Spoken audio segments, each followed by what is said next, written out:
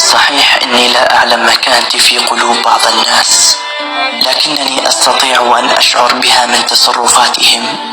فيا رب لا تجعلني ثقيلا على قلب أحد، وابعدني عن كل من يتمنى بعدي حتى ولو كان عزيزا على قلبي، ولا تجعلني عبئا ولا وجعا لأحد ولا سببا في كسر أحد. اللهم اجعلني عابرا خفيف كغيمة مرت سرت ولا ضرت. اللهم امين يا رب العالمين. صباح الفل، صباح الورد، صباح الياسمين على عيون حبايب قلبي الغاليين المشتركين واللي لسه مش مشتركين.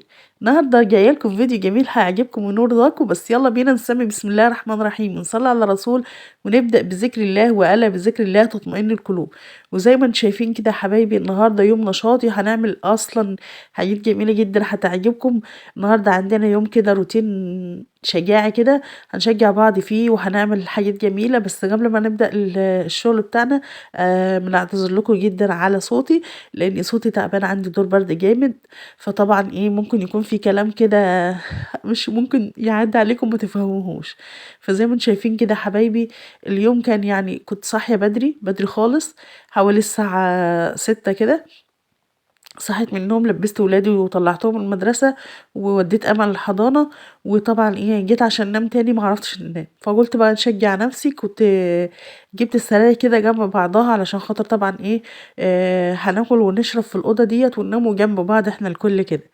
ابو سماح طبعا مش موجود اليومين دول في شغله، فطبعا انا بننام مع الولاد. فقلت لا، لقيت نظام الأوضة وحش خالص، السريرين جنب بعض مخلي الأوضة كده تحسي ان الأوضة مكركبة، كأنك ما عندكيش غير هي أوضة واحدة بس اللي انت عايشة فيها. فجيت بقى عملت كده شوية نشاط، وقلت هنرتب الأوضة وهنخليها زي الفل، وهنخليها منظمة، وهتشوفوا وتعرفوا معايا من أول الفيديو لآخره. طبعا السراير كانت جنب بعضها، فقلت الأول بقى هنفض السرير كده ونرتبه. الأول صراحة ما كانش عندي فكرة أنا هنعمل ايه بالظبط، لكن بعد كده لما قعدت ابتديت ان انا نشتغل كده في الأوضة، جت بقى الفكرة ان انا نشيل السرير دوت اللي هو في الوش ده الصغير ده خالص من هنا، ونخلي السرير اللي هو على جنب يم الحيطة ده لوحده. حسيت ان الأوضة هتوسع، تدينا مساحة كبيرة معانا. ممكن مثلا نحط فيها مكان مثلا قاعدة كده بسيطة ان احنا مثلا نقعد وناكل ونشرب فيها. وكمان هنحط التلفزيون في الأوضة، فهتبقى أوضة معيشة، وهتبقى الأوضة دافية برضو، الولاد لما يجي يناموا هيلاقوا المكان دافي عندهم. تمام بالشكل ده يا حبايبي. فطبعا ابتديت نسمي كده بسم الله الرحمن الرحيم، واللي أول مرة يشوفنا ويشوف القناة بتاعتنا يشترك في القناة ويفعل زر الجرس عشان يوصله الجديد إن شاء الله. زي ما انتم شايفين كده يا حبايبي، ابتديت برضو نشيل المراتب كده، نرفعها ونعدل تحتها. وطبعا لما كانت بتحتاج ان انا نكنس تحتها كنست برضو تحتها، ونضفتها وظبطتها تظبيطه حلوه. طبعا الفيديو ده هتلاقوه ان هو فيديو كبير شويه، فانا هنختمه لكم على مرتين، لان انا كنت عامله برضو فيه حاجه حلوه، تحلية حلوة كده وبسيطة وسهلة وبإمكانيات البيت. هتلاقيها بقى في الفيديو الجاي إن شاء الله، هنحمله لكم هنخلص إن شاء الله مونتاج الفيديو ده، ونعمل لكم تكملة الفيديو إن شاء الله على طول. تمام حبايبي، دي حتة سجادة كده، السجادة اللي أنا كنت بنبيعه. طبعا خدت منه كذا حتة كده في البيت، حلوين الصراحة، خامتهم حلوة شكلهم كده جميل كمان في الفرش في الأرض. طبعا ابتديت ان انا نطبق الفرش الاول كده ونحطه على السرير عشان ما يتبهدلش معايا، مثلا لو حطيتها على الارض حاجه ولا كده ما تتوسخش معايا وتتبهدل بالشكل ده يا حبايبي. آه طبعا وحشتوني من زمان، ما عملتش فيديوهات معاكم، بس حابه ان انتوا تشجعوني كده بكومنتاتكم الجميله، وكمان بلايكاتكم على الفيديوهات، علشان خاطر ان انا نقدر نستمر معاكم في تقديم الجديد ان شاء الله. هنبدا ان انا نشد السراير كده من جنب بعض. كنت بقى هنكنس بين السراير وبعضها، لان طبعا فيه بواقي اكل وقلم مثلا كراسه، اي حاجه بتوقع بين السرير وبعضه. فطبعا عشان تجيبيها لازم تشد وتعملي كده. تمام. فقلت لا، طب انا اللي خليني نحط الفرش تحت السراير، وعشان نيجي نشد كل يوم عشان نكنس، طبعا هنكسل ومش هنكنس كل يوم. فلا، شلت الحافظه كده خالص، قلت هنطلعها بره، وبعد كده هنبدا ان انا نشوف هنعمل ايه. هنا طبعا هنقعد كده شويه، لان كان في كميه كتب بقى على الارض ما تقوليش. الولاد ما شاء الله عليهم، لما بيبقى في مدرسه بيبهدلوا الدنيا وكتب وورق كل ما تروحي في حتة بتلاقي ورق وتلاقي كتب وتلاقي أقلام.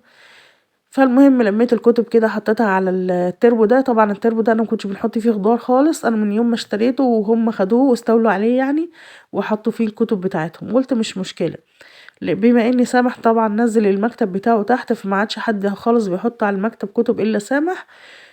فقلت خلاص خلوه لهم ومش مشكلة، انا ايه نغدي بالتربو القديم اللي كان عندي يعني. كنست هنا بقى المنطقة اللي هي في الجنب ده. طبعا الكاميرا كانتش مظبوطة، فانا هظبطها دلوقتي ونعدلها لكم تمام. كده انا ظبطت الكاميرا.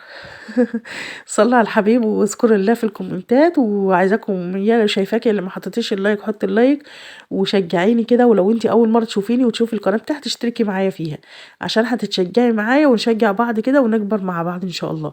في برضو وصفات جميله هتشوفيها ان شاء الله معايا. هنا بقى ابتديت نزج الدولاب، كان يعني عايز زجه بسيطه خالص تمام. انا ما نجرتوش كله، انا زجيت بس شويه صغيرين لان كان بينه وبين الحيطه شويه صغيرين كده تمام، بحيث ان لو حطيت السرير يكون مظبوط مكانه ما يحكش يعني في الحيطه كده علشان ما يبهدلش الحيطه برضه. وكنست طبعا تحت مكان السرير كويس جدا عشان طبعا التراب، وهنمسح بسرعه برضه تمام. وهي الارض اصلا كانت نظيفه، ما كانش فيه اي تراب ولا اي حاجه. لو شفتوا انتوا شويه التراب اللي نازلين او طالعين من الارض هتلاقوها شويه صغيرين، لان انا لسه كنت شاده ومرتبه الاوضه يعني بقالي كام يوم اهو. بس نظام الاوضه ما عجبنيش تمام، ما كنتش صورت معاكم، فلا قلت بقى لما نيجي نصور ان شاء الله تاني اكيد هنصور معاكم يعني ان شاء الله بامر الله تعالى. هنتشجع تاني ونرجع نصور معاكم كل تفاصيلي. بس ما تنسوش بقى تشتركوا معايا وتشجعوني انتوا كمان بكومنتاتكم ولايكاتكم الجميله. انا عايزه القناه تكبر وعايزاها تتفعل، فانتوا وقفوا جنبي علشان القناه تتفعل وكمان يكون فيها تفاعل اكتر من كده تمام حبايبي. ربنا يسعد قلوبكم اللهم امين. زي ما انتم شايفين كده ابتديت بقى ان انا نزجه كويس كده. طبعا السيراميك مع زجة السرير كده بتسهل علينا يعني، مش تقيل ولا حاجة ماشي. هو كل الموضوع بس ان انت عايزة الاتجاهات بتاعتك تظبطيها بالظبط عشان خاطر ما تجرحيش في حاجة او تخبطي في حاجة تمام. ابتديت زي ما انتم شايفين كده وسحت اهو. هنزج السرير بقى جنب الحيطة كده، وهيكون طبعا مكان هنا كده على جنب كده شوية، هيبقى كأني مش محطوط غير سرير واحد في الأوضة. غير كده كمان هيوسع معاكي مسافة كبيرة كده في النص. ممكن مثلا تحطي الطبلية وتاكلي وتشربي في الأوضة ديت وتبقى أوضة معيشة يكون الهلك كله فيها تمام.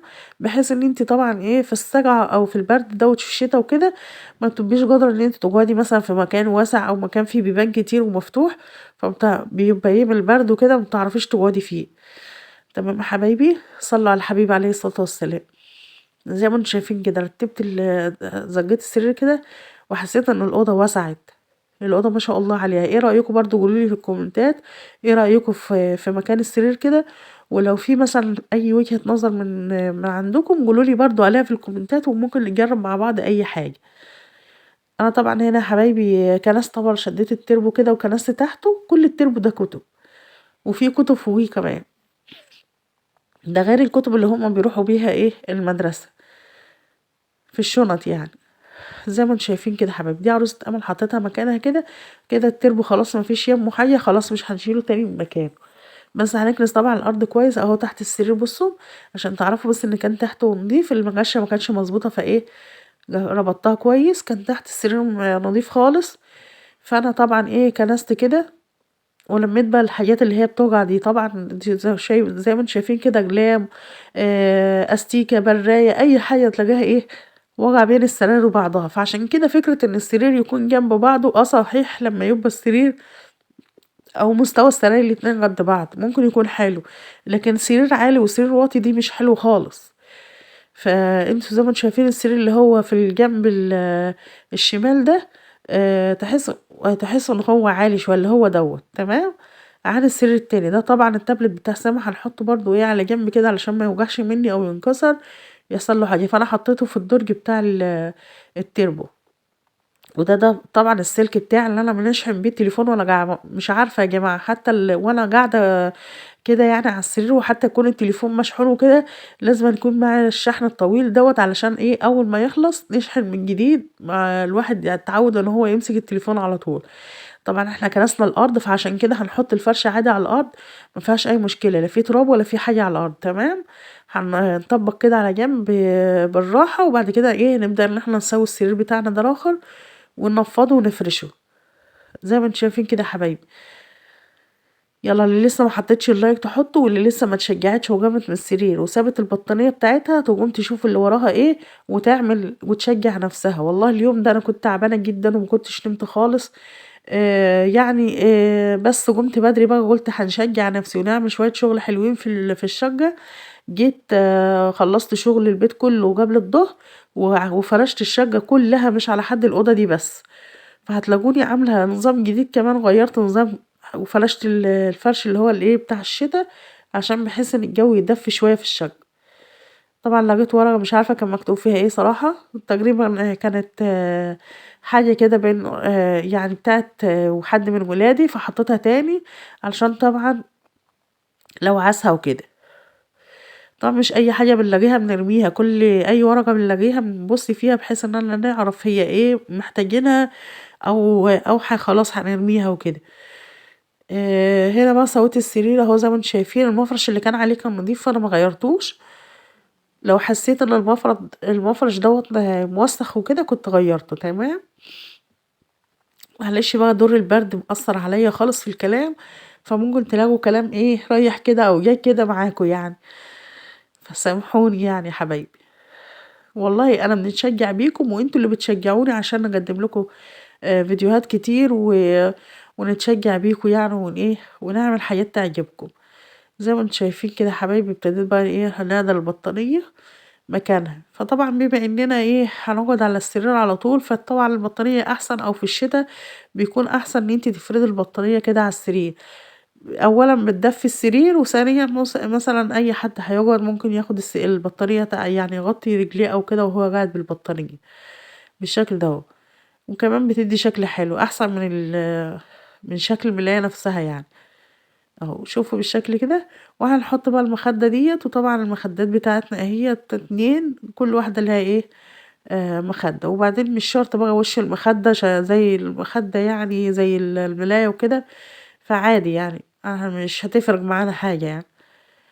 وعلى قد لحافك وقد رجليك زي ما انتم شايفين كده يا حبايبي. هنحط بقى المخدة دي لغاية ما نسوي بقية السرير.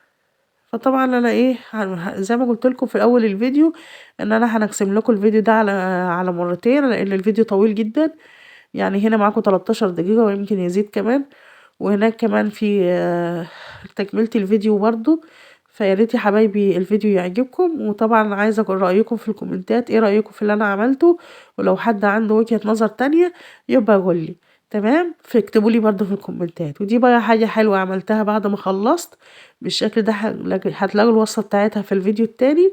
دي كانت كيكاية كده جميلة بصوص المانجا، طعمها جميل جدا ما شاء الله. هي ميكس كده بين الشوكولاتة والمانجا، حاجة طعمها وشكلها هيفتح النفس، وكمان تشرفك قدام اي ضيوف.